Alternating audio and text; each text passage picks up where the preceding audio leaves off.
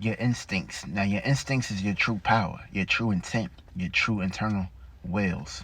So your instincts is highly important because your inner is always going to basically remind you, bring the awareness of what you pretty much need to go ahead and focus and gravitate towards too.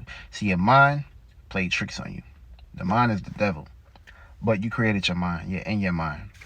You would never be your mind because when you die, you would not be the mind previously, and of course you wasn't it furtherly. So once this body is deteriorated and done, you're creating more illusions. You're creating more life in another world. That's why life always continues. And whoever tells you have one life to live is an individual that you should basically be taking instincts from. Because this is individual right here is basically telling you that you only have one life to live, and after that it's over with. No, life is endless. And your spirit is always creating, is always in existence of creating a new world or a new way to basically come up within a new environment or a new way of developing life. So you never want to place yourself into a situation or getting trapped into certain areas or certain mind frames when it comes to certain worldviews that you pretty much was presented to.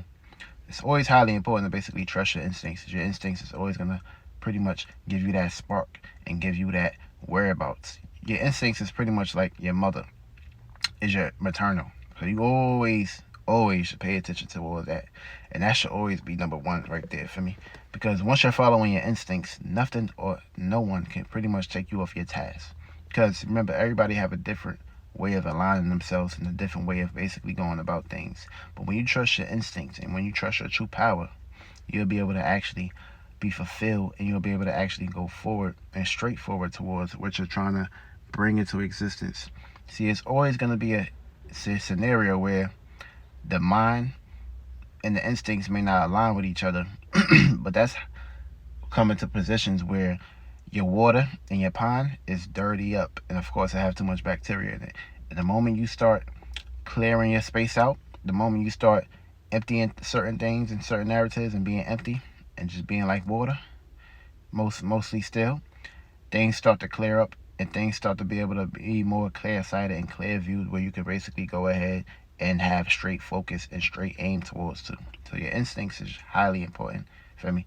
And the moment you ignore your instincts is the moment you're going to basically go through a lot of separation, a lot of dysfunction, and a lot of distastefulness. And that's always going to be your spirit within inside of you telling you, go ahead and listen. And that's highly important, because without that, you would nothing.